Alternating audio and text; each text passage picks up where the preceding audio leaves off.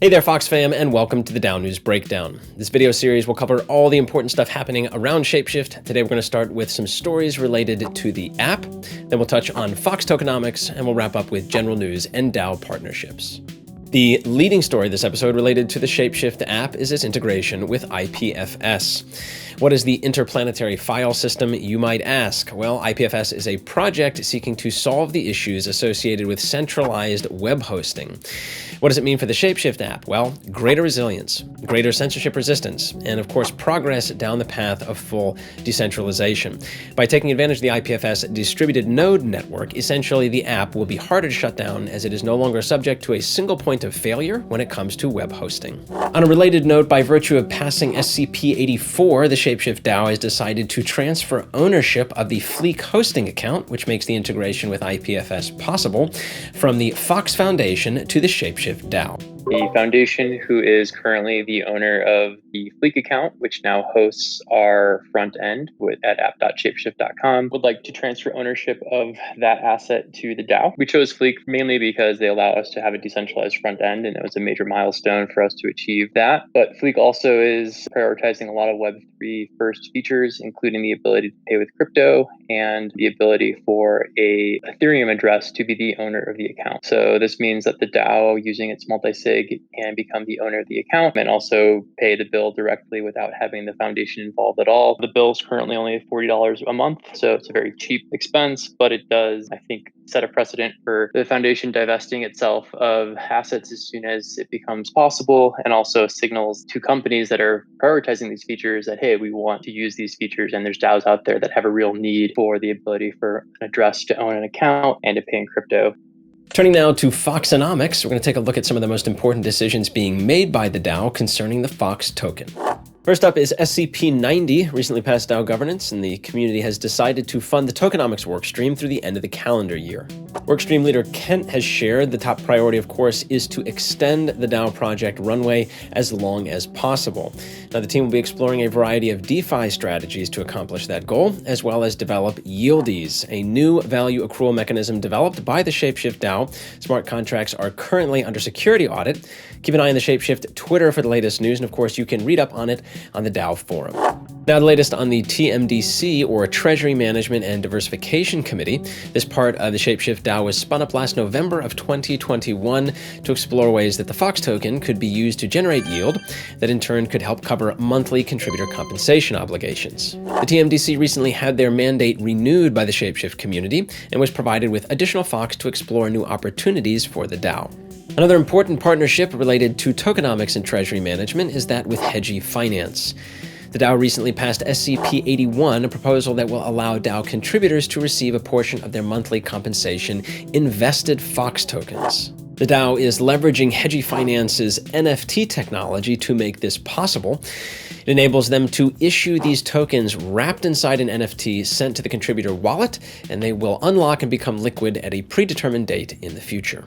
Now, of course, liquidity incentives are important regardless of market conditions.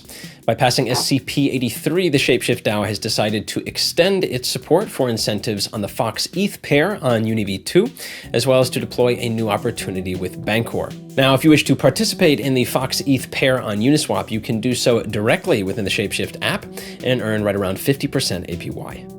To wrap up this section on Foxenomics, we want to remind you of a variety of opportunities available to you if you are a Fox holder. First and foremost is FOXy, a rebasing token program deployed earlier this year by the DAO and available directly in the ShapeShift app. By depositing your Fox, you receive FOXy, you support the DAO, you gain Fox incentives, as well as exposure to a variety of DeFi strategies. In addition to FOXy, you can pause the video here and check out the chart on the right to learn about additional LP and single-sided staking opportunities you can explore with your Fox. Moving on to general news and partnerships, ShapeShift recently paired up with the Ethereum Push Notification Service, or EPNS. The project provides users with the ability to send and receive multi-chain notifications to their wallet. They aim to become the communications layer of Web3. Project founder Harsh Rajat and ShapeShift DAO's Willie Fox shared a bit more about the partnership in a recent AMA. what EPNS basically covers, we can notify people if you are a service-based protocol, if you are ENS, or we can have governance-based notifications, which is basically what we are doing with ShapeShift. We also have finance DeFi-related notifications. So we take use cases from people, work ourselves into it, and sometimes with their help, like we did with ShapeShift, and then try to generate a personalized notif to your wallet address for you with a call to action link that will redirect you towards where the notification is coming on and what can be your next step to do that. So the first use case is the one where we are notifying people about the new proposal that has been introduced in the ShapeShift app. This is where a person who is the receiver is notified that this proposal has been released. This will be the end time and you should go hurry up and vote. Without EPNS, there's just really no great way to notify a user if all you have is their Ethereum address. Excited for this first use case, which is limited to governance, but still a very important use case and hopefully just the beginning. Another important general partnership is with Lobby.so, a Web3 native knowledge management project. ShapeShift DAO contributor H. Payne has more details. Lobby.so is a project that ShapeShift has partnered with that acts essentially almost like a native Web3 Wikipedia. Users can come onto the platform, type in a question, say, what is ShapeShift? What is DeFi? It'll query across a large, vast database of information uploaded by users and give you an answer, right? So ShapeShift has populated our very own page in which we have anything to do with our existence as a DAO, including tokenomics, our partners, how to interact with our app, different interviews with key personnel in the DAO, and just general blog posts about what we're up to. The beauty of this is that all of our content predating this has more or less been sometimes translated, sometimes not. Primarily, though, it's been in English. Sort of difficult for our international communities to access. With Lobby, we have access to 10 languages. Users can come in, browse, interact, and engage with all of our information, and it really helps emphasize and curate the idea of transparency and openness to a broader community. To wrap up the video, we want to touch on a recent initiative by the growth and outreach component of the DAO. There is a very strong group of active contributors from throughout Latin America, and a number of them made a strong showing at BitConf 2020 in Sao Paulo, Brazil. LatAm leader The Smith shares more about his experience with the team repping for ShapeShift DAO.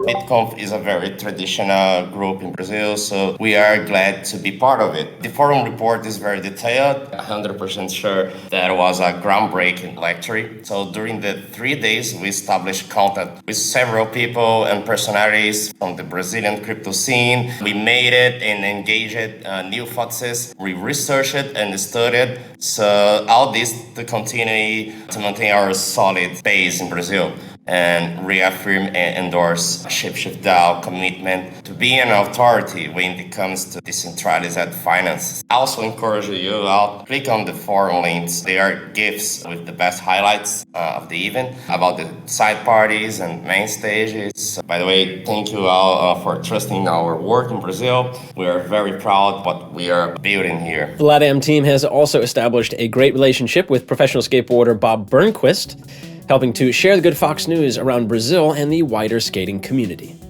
A number of Foxes were able to make it over to ETH Barcelona and CC in Paris this summer, a chance to network with new builders in the space and connect with old friends. The DAO's Willie Fox took the stage at ETH Barcelona to share his take on DAO scalability. Here's a clip of Willie speaking to the topic of workstream autonomy in alignment with SCP-92, a proposal soon to pass DAO governance. So we're using Colony. We use Snapshot and NoSafe for the top-level DAO. Colony powers the bottom 2/3. So each of these work streams are sub-DAOs on Colony that have their own treasury.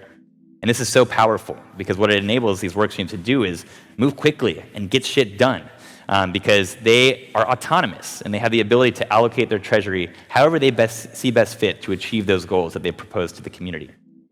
And we also have work stream leaders, which might sound like people raise their eyebrows. They're like, what? Leaders in a DAO? No. But yes, there's a ton of leaders in a DAO, right? And there's nothing wrong with that. Leaders are great, as long as the community is the ultimate leader on top.